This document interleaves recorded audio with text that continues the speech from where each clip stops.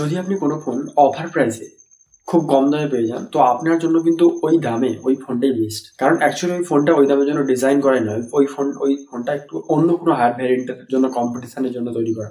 সেটা যে কোনো প্রাইস সেগমেন্টের কথা আমি বলছি। অর্থাৎ আপনি অফার প্রাইসে যদি কোনো ফোন কম দামে পেয়ে যান, তো এই ফোনটা কিন্তু ওই দামের পক্ষে বেস্ট ফোন। তো আমরা যতই বলি আন্ডার 15,000, আন্ডার 20,000, আন্ডার 13,000, তো আমরা যতই বিচার করি, যদি কোনো দামি ফোন হঠাৎ করে কম দামে পাওয়া যায় কোনো অফার প্রাইসে, তো সেক্ষেত্রে কিন্তু ওই ফোনটা বেস্ট ফোন ওই দামের পক্ষে। তো আজকের যে ফোনগুলোকে আমরা লিস্টের মতো রেখেছি, তার শুধুমাত্র একটা পার্টিকুলার দিক বিচার করে নয়, বরঞ্চ কি একটা ফোনের সব কটা দিক বিচার করে। অর্থাৎ একটা ফোনের ওভারঅল এক্সপিরিয়েন্স, তার ইউআই এবং তার ক্যামেরা, তার ব্যাটারি এবং চার্জার এবং সমস্ত দিক বিচার করে। চলুন কথা আমরা শুরু করি আজকের ভিডিও। প্রথমে আমরা যে ফোনটির নাম বলবো তা হচ্ছে ইনফিনিক্স তরফ থেকে ইনফিনিক্স নোট 35G। এতে রয়েছে একটা 6.78 ইঞ্চি একটা ফুল এইচডি প্লাস একটা 120 হার্টজের আইপিএস এলসিডি ডিসপ্লে, যেটাতে কিনা সেন্টার পাঞ্চ হোল রয়েছে।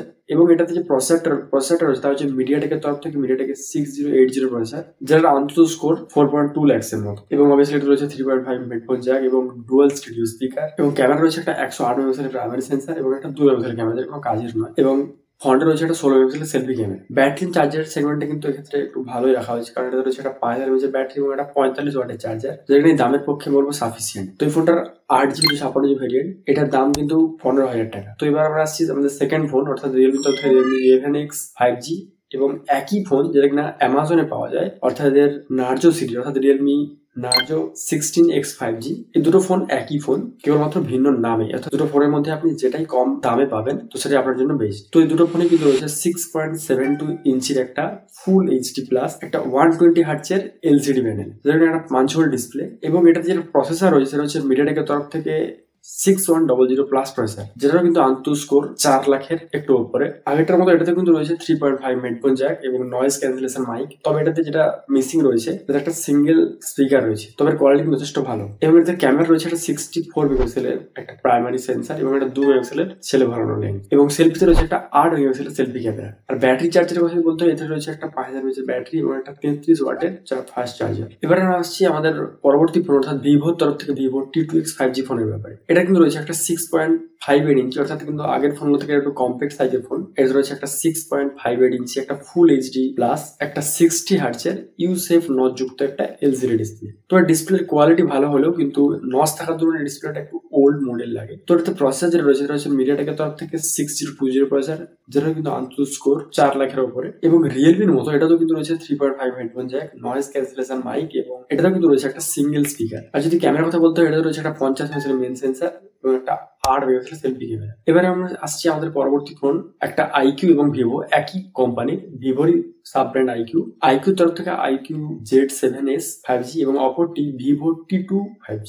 এই ফোনগুলো কিন্তু 15,000 টাকা প্রাইস রেঞ্জে বেটার দুটো ফোন, দুটো কিন্তু একই ফোন। এবং এটাতেও যেটা বললাম, রিয়েলমির ক্ষেত্রে দুটো আলাদা প্ল্যাটফর্মে বিক্রি হওয়ার জন্য দুটো আলাদা নামে চলে। প্রথমত আইকিউর ফোন আপনারা জানেন অ্যামাজনে পাওয়া যায়, আর ভিভোর ফোন যেটা কিনা ফ্লিপকার্টে। তো আইকিউ Z7S বলুন বা ভিভো T2 দুটো একই ফোন।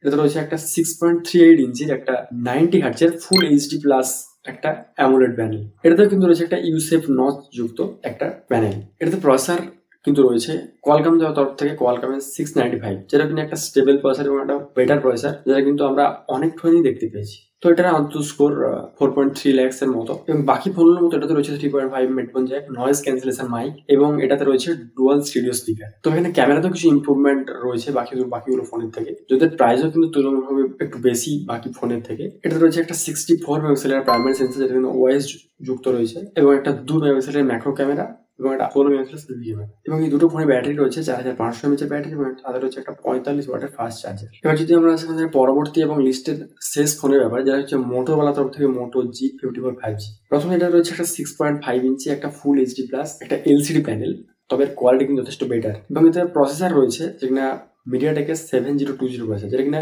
এই প্রাইস সেগমেন্টের বেস্ট প্রসেসর। এবং এর আন্তঃ স্কোর 4.5 lakhs। এবং এটাতে রয়েছে 3.5 headphone jack, noise cancellation mic এবং dual studio speaker with Dolby Atmos এর সাথে। এবং এতে ক্যামেরা সেটআপ যথেষ্ট ভালো রয়েছে। হচ্ছে একটা 50 মেগাপিক্সেলের মেন সেন্সার, যেটা কিনা ওএস যুক্ত, এবং একটা 8 মেগাপিক্সেলের আল্ট্রা ওয়াইড এবং একই লেন্স ম্যাক্রো লেন্সের কাজ করে, অর্থাৎ আল্ট্রা ওয়াইড এবং ম্যাক্রো লেন্স। এবং সাথে রয়েছে একটা 16 মেগাপিক্সেলের সেলফি ক্যামেরা। তো এর ক্যামেরার কোয়ালিটি কিন্তু যথেষ্ট ভালো এবং প্রাইস সেগমেন্টে ক্যামেরার কোনো কমপ্লেন করার কোনো জায়গা রাখেন মোট। এবং ব্যাটারি সেট আপও কিন্তু ভালো দিয়েছে, এতে দিয়েছে 5000 mAh ব্যাটারি এবং 33 ওয়াটের চার্জার। তো আন্ডার 15,000 এর কথা বলতে গেলে, যদিও ইদানিং মোটো জি ভিডিও 5G ফোনটা কিন্তু অনেক রকম প্রবলেম আসছে, অনেক ইউজাররা রিপোর্ট করছে, তাও কিন্তু এখনকার দিন দাঁড়িয়ে এই ফোনটা কিন্তু একটা বেস্ট ফোন। এবার আপনাকে একটা বোনাস ফোনের কথা বলে রাখি, যদি আপনার ক্যামেরাটা বেশি প্রায়োরিটি হয়ে থাকে তো আপনার জন্য কিন্তু আর 1000 টাকা বেশি খরচ করলে, বা আপনি যদি কার্ড কোনো কথা থেকে ম্যানেজ করতে পারেন, তো আপনি 15,000 টাকার মধ্যেই হয়তো পেয়ে যাবেন। তা হচ্ছে স্যামসাং এর তরফ থেকে স্যামসাং M34 বা F34। ফ্লিপকার্টে যেটা পাওয়া যায় সেটা হচ্ছে F34, এবং অ্যামাজনে কিনতে গেলে M34। একই ফোন দুটো, তো এটা কিন্তু আপনার জন্য একটা